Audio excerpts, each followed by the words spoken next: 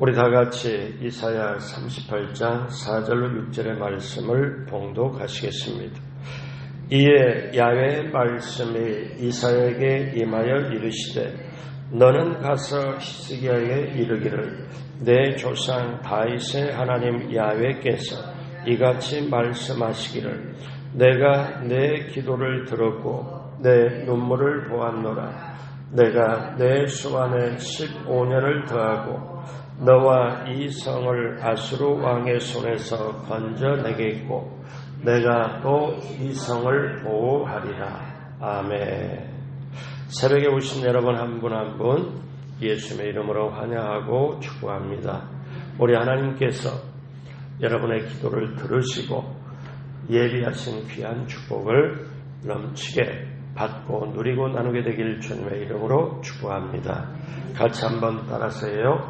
눈물의 영성을 회복하자. 그렇게 되길 주님의 이름으로 축복합니다. 그 눈물의 영성을 회복하자. 그 회복 시리즈 오늘 세 번째. 오늘 말씀의 제목은 하나님이 보시는 눈물입니다. 하나님이 보시는 눈물. 중세시대 이집트의 수도사 판보가 어느 날 사막을 떠나 그 당시 번영의 도시 알렉산드리아에 가야 할 일이 있었습니다. 그가 알렉산드리아에 갔을 때 그는 길거리에서 술 마시며 춤추는 여배우를 보았습니다. 그를 보자마자 눈물을 흘립니다. 그러다가 옆에 그 수도사를 수행하는 옆에 있는 사람이 왜 우느냐고 물어요. 그랬더니 이 수도사가 뭐라고 얘기를 하냐 하면 나는 두 가지 이유 때문에 운다네. 하나는 저 여인의 영혼 때문에 울고 또 하나는 저 여인은 악한 사람을 즐겁게 하기 위하여 저렇게도 애쓰는데 나는 선하신 하나님을 즐겁게 해주기 위하여 애쓰지 못한 나 자신을 보고 그것이 슬퍼서 운다네. 여러분, 영혼을 보고 울 수 있고 하나님, 선하신 하나님을 위하여 애쓰지 못한 나의 모습을 보고 눈물이 난다는 것 애통합니다. 참 그 눈물입니다. 우리가 신앙생활 할 때 어쩌면 최고의 영성이 뜨거운 눈물의 영성입니다. 누구나 영성의 건물을 짓기 원하는 사람은 그 눈물, 때때로 통곡도 필요합니다. 욥이 고난을 당했지요. 그 고난을 당했을 때 욥이 배운 것은 눈물의 기도입니다. 욥이 고백을 합니다. 욥기서 16장 20절에 나의 친구는 나를 조롱하고 내 눈은 하나님을 향하여 눈물을 흘리니. 사랑하는 여러분, 가만히 보십시오. 사람은 울면서 태어나요. 자신이 울면서 태어나지만 살아가면서 때때로 여러 가지 눈물을 많이 흘립니다. 그리고 떠났을 때는 다른 사람 눈물을 흘리게 만들고 떠나가요. 어쩌면 이게 우리들의 인생이에요. 그래서 우리가 살아가는 삶의 여정에 눈물이 있다는 것, 눈물을 흘린다는 것, 이거는 어쩌면 참으로 값진 거예요. 왜냐하면 눈물은 사람의 마음을 움직이고 때때로 하나님의 마음도 움직이고 저와 여러분들이 정말 인생을 진실하게 애통하는 마음으로 진정한 마음으로 갈 때 눈물이 같이 따라갑니다. 그렇다면 오늘 성경을 통하여 하나님이 보시는 눈물은 어떤 눈물일까요? 첫째로 하나님은 회개의 눈물을 보십니다. 회개의 눈물을 봐요. 이 세상에 완전 무결한 사람은 없습니다. 저나 여러분이나 참으로 연약해요. 아침에 마음 먹었는데 점심때도 안 가서 변해버리는 나 자신의 마음을 보고 우리는 너무너무 또 약합니다. 다른 사람에게 어떤 말을 한마디 듣고 전화 한 통화 딱 받고 마음이 주저앉을 수도 있고 때로는 우리가 괜찮은 것 같고 담대한 것 같지만 참 약해요. 또 실수도 하고 죄도 짓고 살아가고 그런데 반성하고 뉘우치고 회개하는데 진정한 사람다운 게 있어요. 사람이 뭔가 일을 이루고 뭔가 도달하고 뭔가 원하는 걸 얻고 그것도 참 중요합니다. 근데 어떠냐? 반성하고 회개하고 눈물 흘리는 것, 이것이 참 귀한 것 우리가 다 합니다. 다윗은 훌륭한 신앙과 인격을 갖춘 사람이지만 그가 죄를 지었을 때 내가 하나님께 범죄했습니다 하고 통곡하면서 회개를 했습니다. 여러분, 하나님은 회개의 눈물을 보세요. 예수님의 수제자 베드로가 그렇게 장담을 합니다. 나는 다른 제자보다 가장 으뜸이지, 가장 최고의 나는 확실한 제자지. 그런데 그가 예수님을 3번이나 부인하고 이제 밖으로 나가서 심한 통곡을 했다고 그렇게 고백을 합니다. 사랑하는 여러분, 마태복음 5장 4절에 애통하는 자는 복이 있나니 그들이 위로를 받을 것이며, 애통은 정말 그 가슴 속에 회개와 반성의 응어리를 정말 주님 앞에 풀면서 자기 가슴을 부여잡고 하나님 앞에 울면서 회개하는 걸 애통이라고 그래요. 그러면 이 애통, 영혼을 사랑하는 마음, 자기 영혼을 붙잡고 정말 회개의 눈물을 흘리는 게 애통이면, 시편 30편 5절에 저녁에는 울음이 깃들일지라도, 하루 생활 다 하고 저녁에 정말 힘들고 어려운 울음이 깃들지라도 아침에는 기쁨이 오리로다. 여러분, 이것이 회개의 눈물을 흘릴 때 그 다음에 용서받은 기쁨, 어쩌면 회개의 눈물로 씨를 뿌리면 용서받은 기쁨의 눈물, 그 기쁨으로 새날을 맞이하게 될 줄로 믿습니다. 저나 여러분이나 회개의 눈물을 흘리며 우리 하나님이 그 회개의 눈물을 보시고 역사를 베풀어 주실 줄로 믿습니다. 오늘 이 나라를 봐서도 여러분 이렇게 새벽에 나올 정도 되면 얼마나 귀해요. 얼마나 소중해요. 그럼 누가 이 나라를 위해서 기도하겠어요? 우리가 나라의 그 정치 지도자로부터 시작하여 모두를 놓고 어떤 때 기도가 나라를 위해서 기도하면 하나님, 내가 나라를 위해서 더 기도하지 못했던 걸 용서해 주시고, 또 기도하다 보면은 저들이 잘못된 거 용서해 주시고, 제가 대신 회개 기도합니다. 용서해 주시고, 우상 숭배도 용서해 주시고, 마약으로 찌들어서 많이 퍼져가는 것도, 음란한 것도 용서해 주시고, 또 정말 대한민국에 그렇게 많은 출산율이 저하가 되는데 정말 임신 중절하고 태어나지 못한 아이들, 정말 그 죄를 어떻게 합니까? 대신 회개합니다.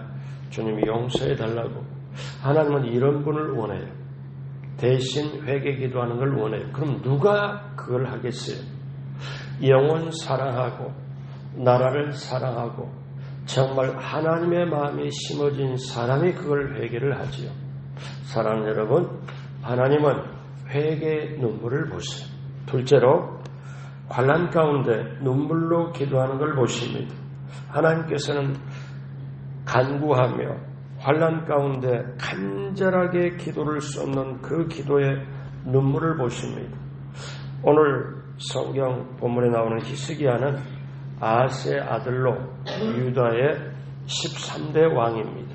그는 25살의 왕이 되어 29년 동안 왕에 있었습니다. 왕이 되자마자 종교개혁을 하고, 그리고 이제 예루살렘 성전의 모든 것, 성전문을 열고 파괴된 성전도 수리하고 제사의식도 레인을 통하여 회복시키고, 그리고 하나님의 말씀을 힘써 지킬 걸 권고합니다. 자, 그러는 중에 아스루의 왕 사네립이 즉위하자 이제 히스기야는 다른 나라들과 함께 아수르 왕의 그 사네립에 반대하는 동맹 전선에 서로 힘을 합합니다. 그러다 보니 사내립에 미움을 사가지고 연속적으로 유다를 공격합니다. 그러니까 유다가 때때로 굉장히 힘들죠. 한 번은 18만 5천 명의 그 대군을 이끌고 정말 유다를 쳐들어왔을 때 히스기야가 간절히 하나님께 기도하니까 하나님이 어떻게? 그 밤에 18만 5천 명을 쓰러요. 그리고 유다로 하여금 이 히스기야를 승리하도록 합니다. 이렇게 이제 정말 하나님의 역사를 맛보고 정말 잘 되고 있구나. 그러다 보니 히스기야가 교만해집니다. 자, 히스기야 본인과 예루살렘과 이제 그 유다에게 하나님의 징계가 임해요. 그게 뭐냐면 아수르의 공격이 하나고 하나는 히스기야가 병들어 죽게 합니다. 자, 이사야 선지자가 와서 히스기야에게 뭐라고 말하냐? 이사야 38장 1절 그때에 히스기야가 병들어 죽게 되니 이제는 히스기야 왕이 병이 들어 죽게 됩니다. 아모스의 아들 선지자 이사야가 나가야 그에게 이르되 야훼께서 이같이 말씀하시기를 그 다음 같이 해요. 너는 내 집에 유언하라.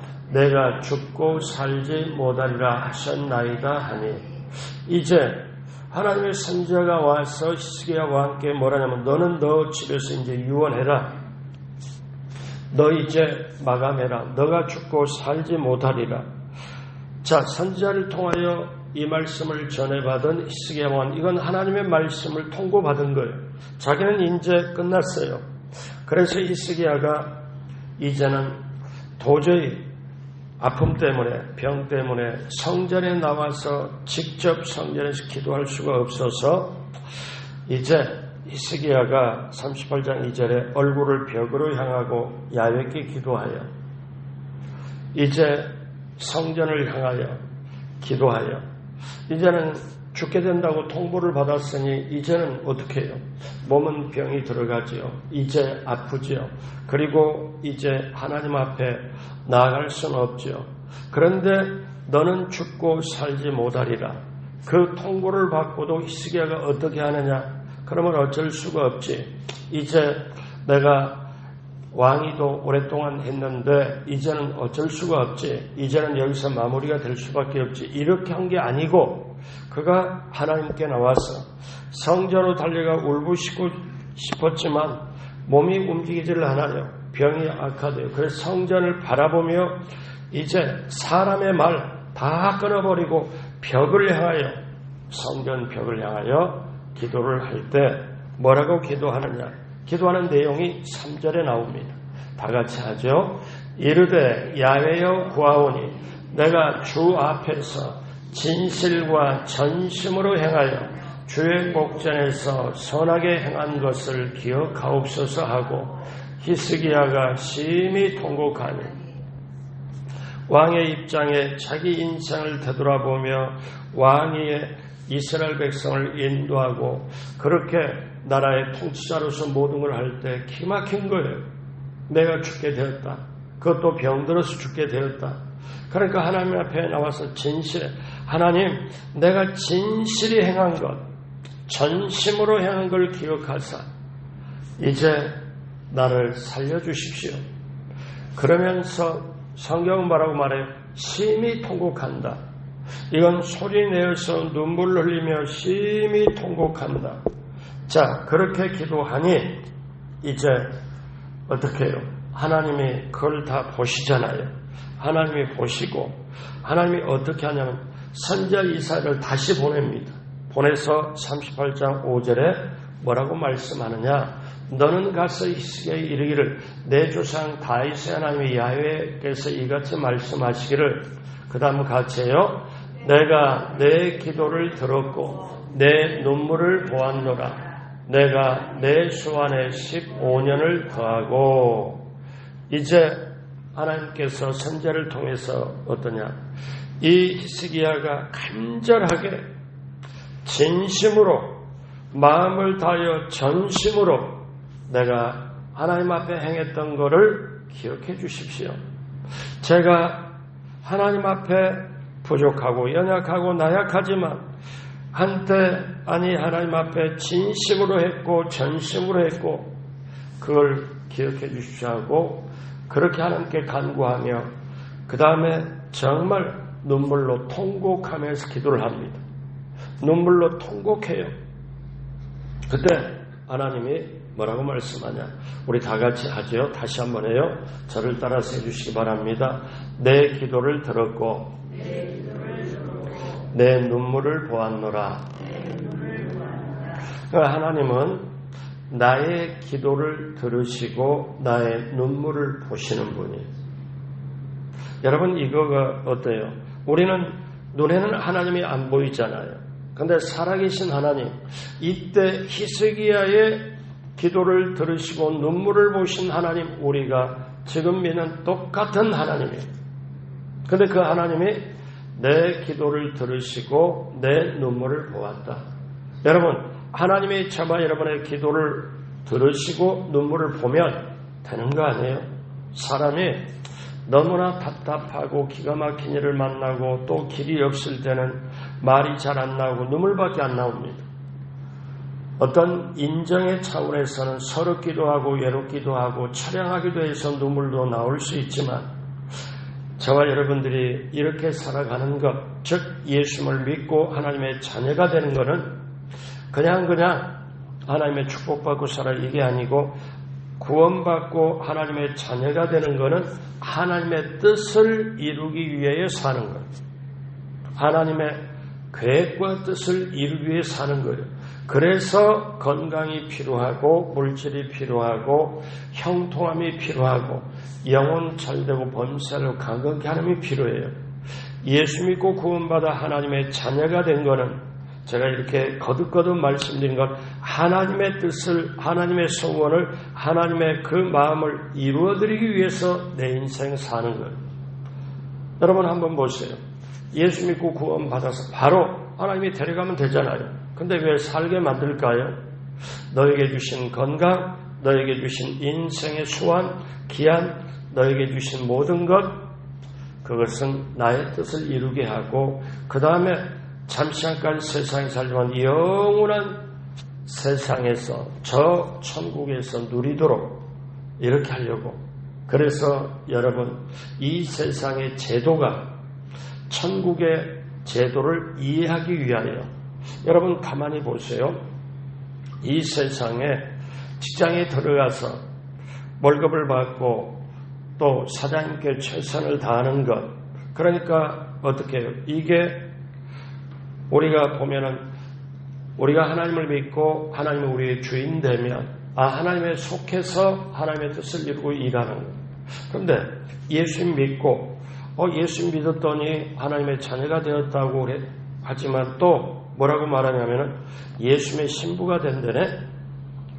그러면 우리는 전부가 신부고 예수님은 신랑. 근데 이 세상에 약혼이나 결혼 제도가 없으면 예수님의 신랑 된 거를, 우리가 신부 된 거를 감도 못 잡습니다. 한 번도 해보지를 못했어요. 몰라요. 근데 이 세상에 약혼을 딱 하고 보니까 내가 결혼 때까지 저분을 위해서, 신랑을 위해서 단장하고 다른 사람한테 눈 돌리지 말고 결혼할 때까지 내가 정조를 지키며 잘 살아야 되네. 우리가 예수님을 믿고 나서 이제는 우상 숭배로 가지 않고 오직 예수님만 신랑으로 삼고 따라가야 되네. 장차 그렇게 되잖아요. 또 우리가 결혼해서 자녀를 낳고 보니까 비로소 부모의 심정이 와요. 부모의 심정으로 오니까 이 자녀가 내 목숨보다도 소중하고 내가 너무너무 소중해. 하나님의 자녀가 돼 보니까 하나님, 내가 이 세상에 아들, 딸을 낳고 키워보니까 아버지의 엄마의 심정을 알게 돼요. 우리가 예수 믿고 하나님의 자녀가 됐다. 만약에 이 세상에 아들, 딸 낳아보지 않고는 하나님 아버지의 심정을 어떻게 알겠어요? 그러니까 이 세상에 크고 묵직한 제도, 이런 제도가 하나님의 나라를 깨닫기 위해서, 그걸 위해서 있는 거거든요. 그리고 결국 하나님의 뜻에 따라 인도함을 받는 거거든요. 그래서 하나님은 저와 여러분의 기도를 듣고 우리의 눈물을 보신다. 그래서 이제 히스기야는 왕으로서 더 15년을 더하고 아수르의 그 손에서 왕을 건져주시고 보호하신다는 하나님의 약속을 받습니다. 38장 6절에 너와 이 성을 아수르 왕의 손에서 건져내겠고, 그 다음 뭐라고 말씀해요? 내가 또 이 성을 보호하리라. 7절에 이는 야훼께로 말미암은 너를 위한 징조이니 곧 야훼께서 하신 말씀을 그가 이루신다는 증거이니라. 8절에 보라, 아하스의 자기 히스기야 왕의 아버지 먼저 선왕입니다. 아하스의 헤시기야에 나아갔던 해 그림자를 뒤로 10도를 물러가게 하리라 하셨다 하라 하시더니 이에 헤시기야를 나아갔던 해 그림자의 10도를 물러가니라. 하나님이 내가 너를 15년을 더하겠고 너를 아수르 왕의 손에서 건져내겠고 이 성을 보호하려는 그 증표로 헤시기야를, 즉 그거를 시간을 잠시 멈추래. 그랬더니 이사야 38장 9절에 다 같이 합니다. 유다 왕 히스기야가 병들었다가 그의 병이 나은 때에 기록한 글이 이러하니라. 여러분, 여기에 하나님의 역사가 들어있고 인생이 들어있고 히스기야 왕의 발걸음이 들어있어요. 행한 게 들어있어요. 여러분, 우리가 인생 살아갈 때 나 혼자 살아가는 게 아니고 내가 살아가는 인생의 이 과정에 하나님의 역사심이 있고, 그리고 역사심을 통하여 남의 영혼 살리고 하나님의 뜻을 이루어가는 정말 귀한 인생 살아가길 주님의 이름으로 축복합니다. 세 번째, 복음을 전하는 영혼을 사랑하는 눈물을 보십니다. 하나님은 정말 회개의 눈물도 보시고, 하나님은 환난 가운데 눈물로 기도하는 그 눈물도 보시고, 그 다음에 복음을 전하는 영혼 사랑하는 눈물을 보세요.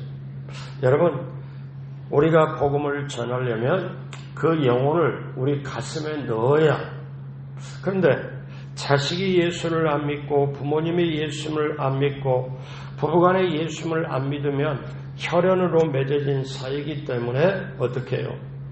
기도할 수밖에 없어요. 눈물로 기도할 수밖에 없어요. 그러면 그걸 뛰어넘어서 다른 사람, 남의 영혼들 그렇게 품고 기도한다. 여러분, 한국이 오늘날 기독교가 여기까지 온 거는 미국에서 영국의 선교사님들이 오셔가지고 젊은 선교사님 오셔서 목숨을 잃고 이렇게. 근데 그들이 어떻게 아무 연고도 없고 아무 그것도 없는데 저 미개한 나라, 그 당시 미개한 나라예요. 그 한국에 와서, 조선에 와서 그 영혼들을 위해서 복음을 전하고 선교하다가 병들어서 죽고 자기 아내도 아이들도 죽고 그런 걸 겪으며, 그래서 저 양화진에 선교사 묘지에 가면 하나하나 볼 때마다 마음이 숙연해지고 내 인생 이렇게 살아야 되겠다. 저는 그런 생각도 해봐요. 우리 성도님들 벌써 한 차로 모시고 양화진 거기 가서 그 선교사 묘지 한번 보고, 용인에 가서 기독교 기념관에 가서 우리 한국의 선교사님들 그 다음에 이렇게, 그리고 그 다음에 뭐냐, 그 용인의 기독교 기념관에 가면 2층에 한 순서가 있는데 딱 거기에 보면 거울로 이렇게 딱 비쳤는데 자기 얼굴을 딱 디밀면 앞에 보이는 게 자기 영정사진이 나와요. 그러니까 내가 선교자처럼 내 영정사진이 이렇구나. 그러면 남은 인생을 어떻게 살아가야 될고 하는 것을 생각해보고 깨닫게 해주는 거예요. 사랑하는 여러분, 우리가 예수를 믿고 그 예수 그리스도의 생명을 전할 수 있는 복음을 위하여 영혼 사랑하는 눈물을 하나님은 보세요. 바울이 밀레도에서 사람을 보내 예배소로 보내서 장로들을 청합니다. 이 장로들을 청하고 보니 이제 장로들이 그들이 왔습니다.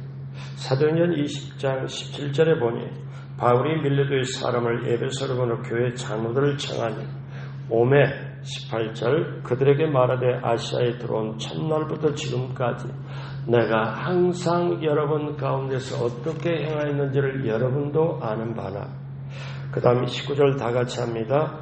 곧 모든 겸손과 눈물이며 유대인의 간계로 말미암아 당한 시험을 참고 주를 섬긴 것과. 사도 바울이 그 예배소에 자기가 교회 개척에서 그 지도자들 장로들께 뭐라고 하냐면은 모든 겸손과 눈물로 시험을 참고 주를 섬긴 것과 20절에 유익한 것은 무엇인지 공중 앞에서나 각지에서나 거리낌 없이 여러분에게 전하였고 가르치고, 그 다음 21절에 유대인과 헬라인들에게 하나님에 대한 회개와 우리 주 예수 그리스도에 대한 믿음을 증언한 것이라 사역을 요약해서 말합니다.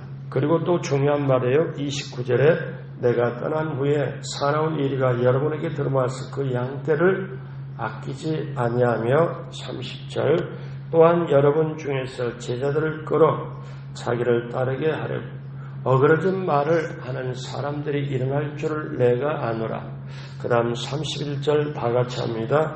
그러므로 여러분이 일깨어 내가 3년이나 밤낮 쉬지 않고 눈물로 각 사람을 훈계하던 걸 기억해라. 이 말씀은 어쩌면 여러분보다 목사인 제가 더 필요한 얘기예요. 목회 자체가 성도를 가슴에 넣고 눈물을 흘려가면서 해야 되는 건데, 사도 바울이 그 예배소에 3년 반 동안 할 때 눈물로 목회를 한 거예요. 눈물로 그들의 영혼을 가슴에 품고 한 거예요. 눈물로. 이거를 사도 바울은 마지막으로 예배소를 떠납니다. 자기가 밀레도에 있으면서 예배소에 갈 수가 없어요. 이제는 자기가 사랑했고 사역을 했던 그 목회지에 그 리더들을 불러요. 장로님들을 불러가지고 어떻게 해요? 이제 그 사역했던 거를 요약을 하고, 그러면서 그 사역이 뭐냐, 내가 눈물로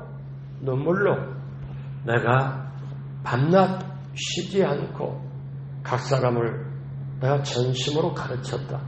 이거를 그들의 고백하고, 내가 떠난 이후에 앞으로 많은 일이 때들이 너희들을 공격하고 이렇게 하고 있지만 내가 눈물로 목회하고 눈물로 했으니 이제 굳게 서서 정말 믿음에 굳게 서서 제대로 할 수 있도록 하라. 이거로. 왜냐하면 여러분 바울의 서신서를 보면 빌립보에 있는 분들에게, 성도에게, 고린도 교회에 있는 분들에게, 그런데 여러분 예배소서 이게 정말 귀해요. 깊이가 엄청 깊어요. 예배소서 1장에 보면은 하나님의 예정과 계획과 그 다음에 거기에 신앙에 너무 깊은 얘기가 나와요. 근데 왜 이런 깊은 얘기를 다른데 고린도 교회나 빌립보나 데살로니가 교인들에게 이렇게 하는 것도 다 하나님의 말씀이고 서신이지만 예배소에 그렇게 깊이 있게 말씀을 이렇게 하나님의 예배소 보면 하나님의 경륜과 섭리를 얘기를 해요. 놀라운 거거든요. 깊이가. 그러면서 그러면 사도 바울은 너희가 구하는 거나 생각하는 것에 넘치게 하실 하나님, 굉장히 깊이가 있고, 근데 왜 이렇게 깊이 있게 말씀을 할까? 제가 다른 말씀 복음서보다 예배소가 이렇게 깊이 있게 말씀을 할까 봤더니 제가 느낀 거예요. 제가 깨달은 거예요. 사도 바울이 다른 데는 그런 표현이 안 나오지만 예배 성도들에게 눈물로 3년 동안, 그러니까 사도 바울의 마음을 쏟아놓은 거예요. 깊이 있게 그 마음을 쏟아놔서 눈물로 목회를 하다 보니 더 그들이 깊이 있게 알아듣고 깊이 있게 그걸 소화시킬 수 있어서 사도 바울도 깊이 있는 말씀을, 여러분이 예배소 1장 한번 딱 보면 놀라워요. 하나님의 예정 계획하는 게 얼마나 깊이가 있는지를 몰라요. 여러분, 이런 면에서 오늘 이 시대에 저와 여러분들이 눈물의 영성을 우리는 반드시 회복해야 될 줄로 믿습니다. 그 눈물 속에 깊이가 있고, 눈물 속에 영원 사랑이 있고, 그 눈물 속에 하나님을 향한 뜨거운 열정이 있고 그 눈물 속에 그 영혼을 가슴에 품는 이 사도 바울의 절절한 그 심정이 오늘 저에게 여러분에게 전달되길 그리고 품게 되길 주님의 이름으로 축원합니다. 그래서 마지막으로 하나님의 사랑과 은혜에 대하여 감격하는 눈물을 하나님은 보세요. 결론적인 말씀입니다. 우리가 이렇게 하나님은 회개의 눈물을 보고 하나님은 정말 환난 가운데 간절하게 기도하는 눈물도 보고 내 기도를 들었고 내 눈물도 보고 그런데 이 모든 걸 다 보면 하나님의 사랑과 은혜의 감격에 흘리는 눈물. 여러분 찬송을 하다가 눈물이 나고 그 다음에 기도하다가 눈물이 나고 단순히 눈물은 액체만 흘리는 게 아닙니다. 여러분 사람이 흘리는 그 눈물에 어떤 게 있습니까? 하나님의 사랑이 있고 하나님의 사랑을 깨닫는 게 있고 그래서 눈물이 있는 곳에 치료가 있고 눈물이 있는 곳에 용서가 있고 눈물이 있는 곳에 구원의 역사가 있고 눈물이 있는 곳에 하나님의 뜨거운 열정과 마음이 있습니다. 오늘 이 시대의 성도님들이 이걸 회복해야 돼요. 목사인 저 자신이 이거를 회복하고 해야 돼요. 그래야 어떻게 됩니까? 오늘 말씀 마무리하면서 히스기야가 하나님 앞에 구할 수 있었던 거는 어떻게 해요? 제가 하나님 부족하는데 어째 갑자기 유언을 하고 갑자기 저를 떠나라고 하십니까? 병들어서 죽게 되었습니다. 그러나 하나님, 제가 하나님 앞에 전심으로 했던 것, 진심으로 했던 걸 기억하사 그리고 눈물을 쏟았을 때 하나님이 너의 기도를 내가 들었고 너의 눈물을 보았노라. 그리고 수명을 연장을 시켜주시고 하나님의 역사를 더 이루게 하는 것. 오늘 하나님 말씀하세요. 오늘 새벽에 오신 여러분과 저를 보고 말씀하세요. 내 기도를 들었고 내 눈물을 보았노라. 여러분 우리 주님 말씀하세요. 아무도 눈에는 보이지 않고 손에는 잡히지 않고 귀에는 들리는 소리가 없을지라도 우리 하나님 말씀하세요. 내 기도를 들었고 내 눈물을 보았노라. 사랑하는 여러분, 그 값진 기도에 눈물의 기도, 간절한 기도, 진심 있는 기도, 그래서 정말 하나님의 마음을 움직이고 내 마음, 사람의 마음을 움직이는 눈물의 기도, 눈물의 영성, 우리 모두가 회복하여 이 시대 이 나라를 위하여 우리 자신을 위하여 한국에 있는 모든 교회들을 위하여 내가 작지만 부족하지만 연약하지만 내가 이 새벽에 기도로 일종하며 기도로 간구할 때 하나님은 하늘문을 열어주시고 역사 베풀어 주실 줄로 믿습니다. 이렇게 먼저 그의 나라 그 일을 구하면 저와 여러분들의 당장의 문제, 기도 제목, 형통한 모든 것 먼저 그의 나라 그의 의를 구하면 모든 걸 더해주시는 축복이 여러분 모두에게 넘치게 임하게 되길 주님의 이름으로 축복합니다. 기도하겠습니다. 하나님 아버지, 눈물이 있는 곳에 구원의 역사가 임하고 하나님의 은혜가 임하고 하나님의 치료가 임하고 하나님의 용서가 임하는 걸 다시 한번 깨닫습니다. 사랑하는 우리 성도님들 이 새벽에 와서 찬송하고 말씀 듣고 간절히 기도할 때 하늘의 문을 열어 주옵시고 반드시 하나님의 뜻을 이루며 놀라운 그 하나님의 역사심을 맡고 오고 하나님과 동행하는 한 분 한 분 모두가 되게 하여 주옵시고 정말 하나님의 뜻을 행하며 이 시대를 승리하도록 함께하여 주옵소서. 감사하며 예수님의 이름으로 축복하고 기도드립니다. 아멘.